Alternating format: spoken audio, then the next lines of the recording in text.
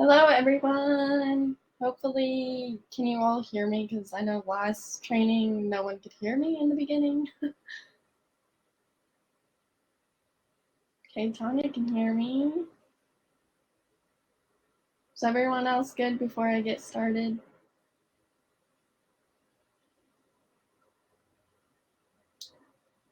Yes. Okay. Then we'll go ahead and get started. So our featured sponsor for this month's training is BNSF Railway. That's a tongue twister. So we're super thankful for them. And then our featured member is Skydive Atlas. They have been a Grow Nebraska member since 2020. So we are super grateful to get to work with them in their business. And then this week's presenter is Wesley Geisel, who is a Amazon expert, and he will actually be attending Market Tech. So make sure to get registered for that, and you can see and hear him live and in person. So I'm going to go ahead and put up Wesley's slides and let him take over. All right, great. And I think, yep, that's how I go to the next slide. Well, hi. Thanks for even taking the time to listen to me. So my background is I've been in the business of helping folks sell their products online through third-party websites for about 4 years now. I've been helping grow Nebraska for about 2, and the idea it's new in the world of just commerce generally, and the idea is you don't have to. Folks selling physical products no longer have to go through brick and mortar stores just to sell their products. People with new inventions, people with access to a broad selection of items, people with their own brands can now sell direct to consumers online and in ways that are more efficient than ever before. So, what I'm here to talk about is, well, should you even sell, and how do you do it, and what does it look like? So here it is. So the first we'll cover what does it actually look like. I'm going to show you some actual I'm going to give you a very high level overview. I'll show you actually quite literally what it looks like on your computer. I'll show you some of the benefits, and I'll share a success story of someone who has basically made their whole business out of just selling online. So what I want to open up with is some actual meat and potatoes, is quite actually what it looks like at the highest possible level. I mean, hopefully this slide alone, one could walk away from, they could walk away with this with some benefit. So here's how selling online both used to look and currently looks. There are third-party marketplaces which will connect your items to customers. Customers will place orders through the third-party marketplaces. They'll send the money through the third-party marketplaces, and those folks will send those orders and money back to you. All you have to do is apply to the marketplaces, upload your product information, and they'll take care of the rest, except for shipping. The big thing, I mean, ever since the early days of e-commerce, all they're doing is passing along the order information. They're saying your product needs to be shipped to this person at this address within this time period. They did, for longest time, they didn't help you with shipping. You had to go through FedEx, UPS, USPS, but it's on you to make the shipment on time. This will always be the case with e-commerce. This still exists today, but things have changed to make lives easier. But at the highest possible level, all third-party marketplaces are a connection between you and customers you wouldn't have had otherwise. Getting your listings out there, they take the orders and money and give it back to you, and all you have to do is ship it. But there's a more convenient way that we will get to later that it will show closer to the end. So what are your options currently as someone who might be looking to sell online? Amazon is the biggest one. They just are. They sell more products online than just about anyone. Lots of brand recognition, lots of paying Prime members. Amazon's the biggest one. Additionally, there is Walmart.com. There is eBay. There's Amazon Global Selling, which I have as a separate category because Amazon now makes it easier than ever for folks in the United States to sell their products and have them be shipped internationally, which means you could sell in places like Canada and South Korea and the UK without too much effort. Uh, Target online is becoming more is gaining market share, and Etsy is a platform for the more unique brands and for people looking for something more special. The point is there are lots of options of where you could sell online. You really just have to apply, and none of these marketplaces really conflict with each other. This isn't like you have to have some exclusive deal with Amazon that so you can't sell in Walmart. You could really, if you're approved in all these marketplaces, you could sell in all of them. So I actually want to show you an example of what one of these marketplaces look like. Oh, well, actually, no. Instead, I want to talk to you about where you're supposed to apply. So application only and application and approval required are different things. Amazon and eBay, they will vet you and your business. They'll request that you upload maybe a driver's license. They're just looking to make sure you're legitimate. But at the end of the day, they're not taking a look at your brand and gatekeeping. They're not saying, oh, your brand isn't big enough or there's not enough sales. They'll really let you sell just about anything that's legal so long as you and your business are valid entities. Amazon, eBay, Etsy. I have Shopify here to represent just the main channel for selling through your own website. They're not going to gatekeep you. You just have to apply to each marketplace and then list your products, and your products will be out there. If you get orders, they'll send it. Marketplaces that require approval are Walmart.com, Target, and Amazon Global. The idea being you could submit to Walmart.com, but they will take a few weeks to get back to you because what they're doing is based on the information you gave them, and this is the same for Target and Amazon Global, and even marketplaces I haven't included like Home Depot and Lowe's. They're taking a look at your company and your brand and saying, do we need this for our marketplaces? It's more curated, it's more gated, and while one would still want to be on there, you shouldn't start with them because you don't want to cross your fingers hoping you can sell on Walmart.com. You want a pretty solid guarantee that you're going to be selling on Amazon, which is quite nice given that they're the biggest seller. And in part for that reason, they've let so many people on that you can just about find anything on Amazon. So now it's time to talk about what an example. I just want to show what it actually looks like, what you may gain or not gain from this. Well, the point is when you sign up for these marketplaces, all it is it's a matter of logging in, right? They'll show you sales, customers will message you, they'll show you what your deposit's going to be, and they'll give you orders, opportunities to advertise. I know it's a lot, and I'm not going to, of course, it would be unreasonable for me to get into every single one of these, but it's really no different than checking on your orders when what needs to be fulfilled and how much money you're going to get and the quality of your listings and what it looks like to a customer is really no more than a login away. This is an example of one of the first and most basic eBay. It's just I think the point I'm trying to, and I'll show you Amazon too here.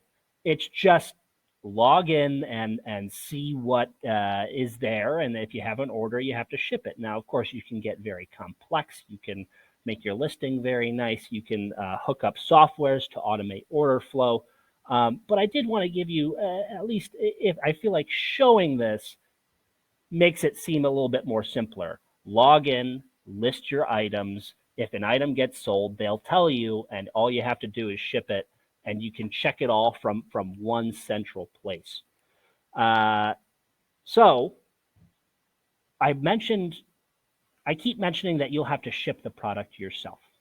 And that usually makes sense, but a lot of the growth in e-commerce lately has been from the fact that there are companies that will ship for you. Marketplaces like if you sell on your website, eBay, Target, Etsy, when you make when they give you an order, you have to ship it. It's on you to work with FedEx or UPS or USPS and make that happen and pay the shipping. Companies like Amazon and Walmart.com have programs where you send them large quantities of items despite there not having been an order. And what they'll do is they'll store the inventory and they'll ship it for you. The term for Amazon that's worth, if you're going to look into this, oh, by the way, I'll get to questions at the end, but I'm very happy to answer questions. If you're going to do some more research on this, I'd highly recommend you take a note of the term Amazon FBA, Fulfillment by Amazon is what it's called. I mean, the growth of Amazon has largely, I mean, it's just huge. The when you the ability for small sellers and even medium sellers to be able to send boxes or pallets of inventory to Amazon or Walmart and for them to fulfill it at a very reasonable fee, oftentimes better than FedEx and UPS and USPS, enables you to get your costs lower to customers. And that means you can take 1,000 orders and you're not shipping out a single thing other than the single box it took you to send to Amazon. Um, Having a company fulfill these products for you is huge. It is what has enabled smaller sellers to really scale because they don't have to build a warehouse. They don't have to hire people to manage that warehouse. A lot of the shipping and fulfillment is actually handled by the third party marketplace. So I'm not trying to hide it from you. This is what I was. This is the difference now. If you work with companies like Amazon or Walmart.com, or even Grow Nebraska does a certain deal of this, it's the same style where they're connecting your listings to customers. Customers are placing orders and they're sending the money to you, but you've already sent the inventory to any of these marketplaces and they're taking care of the shipping. And that's really huge.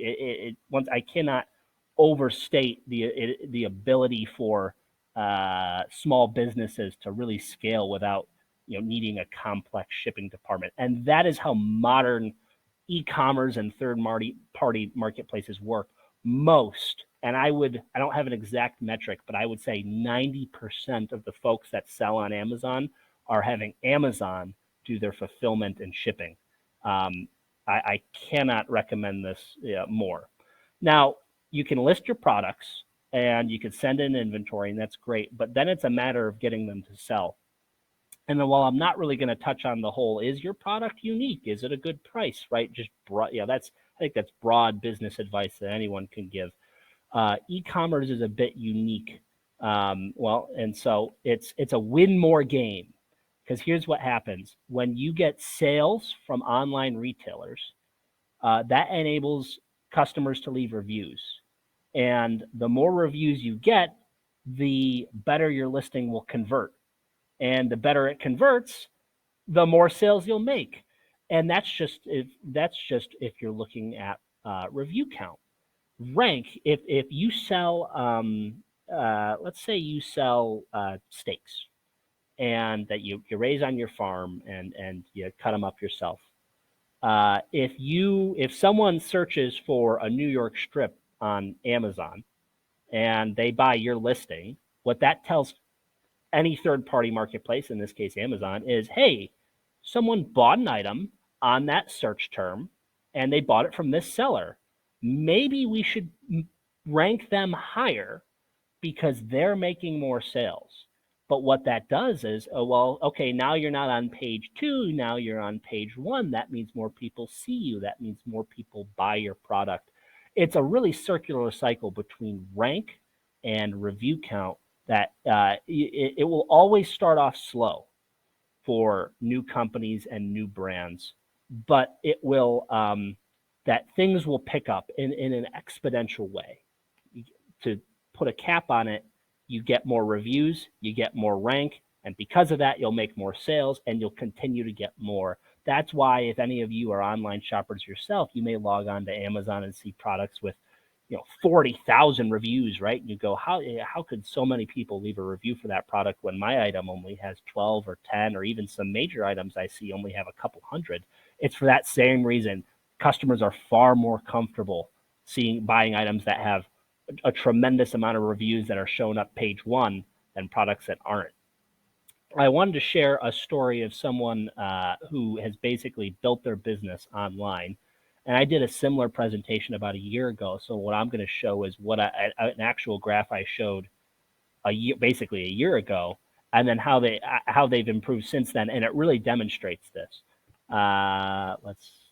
Yep. So this is what I showed about a year ago, where once again, they started off really small in terms of monthly sales. I mean, just a couple $100s, right? They sold art supplies. The fellow's an engineer. He built his own. And what happened is, yes, sales were small at the beginning, right? He was selling mostly through Amazon, and then as he sold more, he got more reviews, and he started ranking higher, which meant the next year, the blue line, he was doing even better, and he was a hot Christmas gift, so his Q4 was great. And then, like I said, a year ago, I only had 2 points of data. 2021 was looking even better, right? The growth looks exponential. Well, I have more data now, and well, in this case, I'm showing 2021 and 2020. No, I'm not showing 2022. But the point is, year over year growth continues to grow because the difference is his listing went from having a couple hundred reviews to a couple thousand reviews. His rank went from showing up around page 2 to page 1. And this is a fellow who just, I mean, all of his shipments are handled by Amazon. He's selling on eBay and Walmart.com and Amazon. And it's by no means easy. I don't want to make this seem easy, but it does take time, and one does gain traction as they sell more. And so, well, that's a success story, and that, like I said, we covered. What does it look like, quite literally and at a high level, and what are some of the benefits? And there's a success story. But I saw some really interesting questions, which I am ready to delve into because I think I get a lot of these questions very often, and there are some interesting answers. So from Tanya, I see, when you create listings on these websites, are they pretty easy to make? What are key points do you need for the listings? So yeah, I would say they're pretty easy to make. Some people find it more difficult than others, but let me pull up an example listing here. Let me see. Or wait, no, I can't. I'm not sharing my screen. Okay, well, I can just talk broadly then. Usually Amazon just asks for, or any of these marketplaces ask for real basic information. They want the title of your product. They want a brief description about your product. They want at least one clean image with a white background of your product. Now you can add more. You can add fancier images. You can add video. But the baseline information is pretty simple. The one slightly complex piece that all of these marketplaces ask for that tends to trip people up until they've done it at least once is they'll ask for a product identifier. What they're saying is, does your product have a UPC code? And in case you're not unfamiliar, oftentimes I'm sure you've bought items from the store and saw the barcode on the back with the string of numbers. They're asking, does your product have some sort of universal product code or something like that that they can add to their system? Now, especially for the unfamiliar, that can sound very prohibitive, but getting a UPC code, I mean, and I should add that Grow Nebraska helps with services like this. It's really easy. It's really cheap. I mean, I think a UPC code might be less than $10. I might be mistaken on that, but the idea is it's a quick application, and it really shouldn't hold anyone up. So all of that to say, it's pretty easy to even get a listing up and for it to sell well, so long as you have good images and you do a good job describing your product. If you have a good product and it's priced well, it'll sell. People will find it. So moving on, Katie asks, if you have a listing that won't post to the site, what do you do about that? So sometimes these sites are, products are different, right? If I'm listing a block of wood, pretty inert and basic, Amazon or any of these marketplaces aren't going to give you a whole lot of trouble. If you're trying to list a complex cutting edge supplement, that might be a little harder because they're asking for approval. Almost all of these channels have lines of support. They have like help desks that you can submit email cases to. And so long as you follow through on these cases, they say do this and you do that. And if it doesn't work, you follow up. It'll usually solve the problem. Now, that can take a lot of time. And so if that doesn't work, I definitely recommend contacting, if you're a member, Grow Nebraska, and you'll end up talking to someone like me who has dealt with a lot of these issues and it can just help. But otherwise, there are lots of services out there that will help list product and manage these sorts of issues. I mean, that's quite honestly, that's what I've made a living out of over the past few years. Zoe Terry asks, how do you encourage people to leave reviews? Amazon and most of these marketplaces, they want people to leave reviews. They want people to, because it helps sales on their websites. They do a good job of following up with customers and giving them the email nudge to leave a review. A tactic folks often use, especially smaller businesses for reviews, are they leave cards inside their box that they're sending or the pouch that they're sending, very politely asking for review. Now, what I should tell you right now, what you have to avoid is you don't want to, you don't want, if it sounds unethical, it probably is. You don't want to offer free product for a 5-star review. You don't want to incentivize them to leave a good review. But usually, often, I mean, maybe you've seen it yourself if you've bought off a marketplace like this. Folks will leave in a card that says, hey, these reviews really matter to us. If you would kindly consider leaving one, that always helps conversion rate of customers to leave a review. But other than that, it's really just it's about, I would say actually about 10% of people leave a review. So every 10 sales, you can expect a review. Now that's just a rule of thumb. But you can't really, and I would strongly recommend against trying to buy reviews, whether through just some service that claims that they'll be able to get you reviews like that, or through basically giving free product to your customers, because you will get taken down for that. And then Zoe Terry asks, can you reuse UPCs for multiple products, and what makes a good image? For UPCs, the answer is sort of. It's complicated. So you can, I don't know where my presentation went, but that's fine. You can, if you have an item, and this is for Amazon at least, if you have an item with a single UPC code for, let's say, it's a jar of spice, and then you decide that you're going to list a 2-pack and a 3-pack and a 4-pack, Amazon, they'll tell you that they actually want new UPCs, but you can actually list that product under the same UPC for each different quantity. Selling more of an item doesn't always require a new UPC. I would highly recommend it, but you don't actually have to. And then the second part of your question is, what makes a good image? I have 2 points to that. I mean, one is the main image. It really, there's really no way around it. Just show your product with a clean white background. I mean, that's your product. They won't even list your product. It's not that. As for a good additional images, the term you may have heard, or I'll tell you about now, is called a lifestyle image. What you want to do is you want to show the product being used, being consumed by real people, or the product being in an actual setting where one would find it. Those types of images almost always convert the best. And then Zoe, you also ask, what other things can you do to stand out from the competition, the competing listings? A big lever all of these channels offer is advertising. If you're competing on a term like 5-gallon bucket, and your item is on page 2, but you run an advertisement that shows it up on page 1, that's how a lot of folks get ahead. It'll cost you a couple of cents, or sometimes in some categories actually a couple dollars, to even get the customer to click on. But all of these channels offer ways for your item to show up ahead of others on certain search terms, or even on their on competing listings.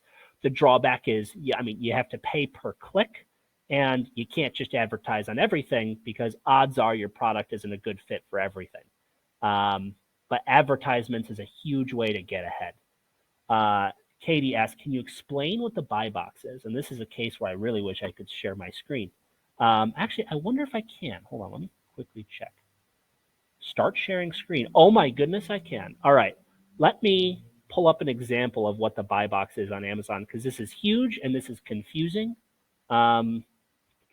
And, well, yeah, let's see here. Let me see if I can find a good example. One moment, please.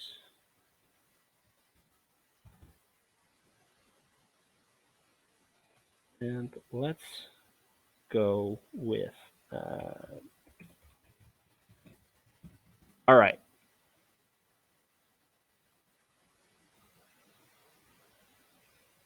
All right, I'm going to start sharing my screen here. So this is a listing on Amazon. I'm on Amazon. I search for Dorothy Lynch, and someone, they might want to buy a 3-pack of Dorothy Lynch. The buy box is this thing on the right here, and pretty much every Walmart and Amazon have a version of this where, yes, Grow Nebraska is selling Dorothy Lynch, but so are other people. There are certain more commodity-like items that lots of folks can sell. So if I scroll down here, I can see these other folks are also selling the item. But if I were to click through personally and buy right now, I'm getting it from Grow Nebraska because they own the buy box. That means they have the best price. Most of the time, that means they have the best price. That is the buy box. If someone really wanted to, they could scroll down. They could click, let's see who else is selling. Norton Enterprises, K&G Tech, and of course the prices are higher. These people are not in the buy box. They don't own it. Now they may at a certain point in the day, or if they lower their price, but for most of the day, the people with the lowest price are going to win the buy box. If no one's on the buy box, that means you're the only one selling it. But that is an example of that. I see Zoe asked, do frozen foods sell well on Amazon when compared to non-food items or non-frozen foods? Frozen foods are very tough. My understanding is that they do sell, but just not as well. And maybe, there's a little bit of intuition here that someone buying iPhone cables or someone buying granola, something shelf stable. It's going to ship easier. It's going to ship for a lower cost. Usually, frozen foods have to have ice packs in them, and it's just going to cost more, which means the idea of buying, because of higher prices, buying frozen foods online isn't exactly trendy. But it still happens. I've talked to businesses that sell frozen foods and actually do quite well on Amazon or other marketplaces, but it is tougher. Grow asks, what's the best place to find good search terms to use on Amazon? There are some complicated tools out there that can help you. If you're, I'll start with the, what's the high end method? And then what's like the more basic, you could do it in less than 10 minutes method. There's a software called Helium 10 that has helped lots of sellers with this. I use it myself. That'll literally, I could pull this item and it would tell me every search term that this ranks for and where it ranks, and that's great. But I think a more simple way is if I wanted to know, this is a Dorothy Lynch item. It's a brand, right? What other search terms is it on, right? This is something as simple as if I just let Amazon's always trying to get people to buy, right? So they're going to give some of the highest converting and best search terms for a Dorothy Lynch item. It's just going to autofill here. Dorothy Lynch salad dressing, home style dressing, 2-pack sauce. These are things people are actually searching.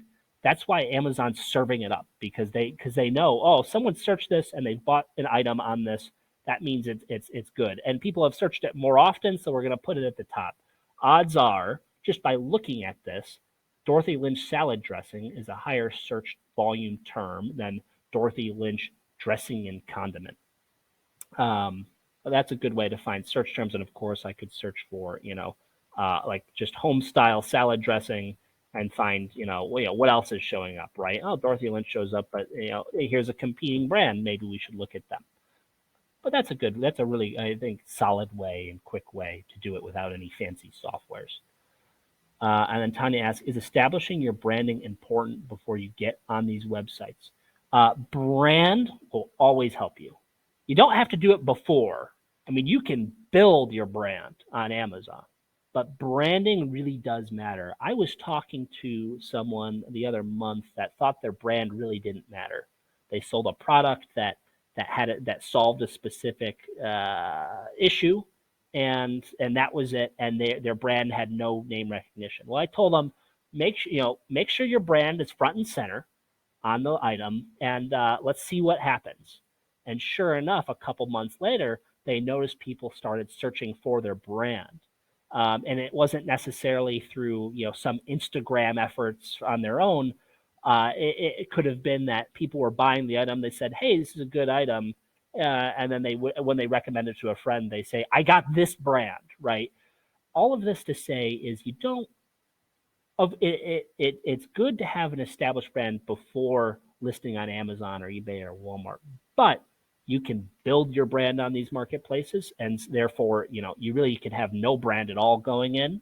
And as you sell more, and if your product's good, people will come back. They will search your brand. I've seen it firsthand, and well, yeah, brand's important. So, the end. That's it. I see no more questions. Um, and that is selling online, and some questions answered and the screen shared. The end. All right. Well, thank you. And I'm going to go ahead and do my last announcement. So thank you for joining our training, and thank you to Wesley for hopping on here and giving us some good information. And I hope you all learned a lot. And if you have any questions, you can contact Lindsay Brazil at her phone number or at her email, or you can contact me at shipping@gronebraska.org. Our upcoming trainings, we have April 28th is Mindfulness for Stress Reduction and Improved Well-Being with Amy McKay. So we're super excited for that one. So make sure you get registered. You can just go to grownebraska.org and then go to upcoming trainings and get registered there.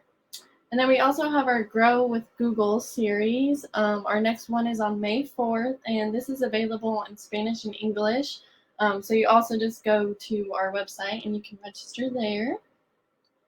And then every Monday we do Marketing Monday Tips, which is live on Instagram at noon, and it is actually with our another Grow Nebraska member who is Caitlin Pyatt of Authentic Branding, and she has her own podcast, Start Marketing. So make sure you hop on that, and if you're a Grow Nebraska member, you will be entered into a drawing for a 30-minute coaching session with Caitlin Pyatt on her podcast. So that's super awesome. And then also Market Tech is June 22nd. So if you haven't registered yet or want more information, you can reach out to any of the Grow Nebraska team members and we can help you register or answer any questions you have. So that is all for today, and I hope you guys have a good rest of your week.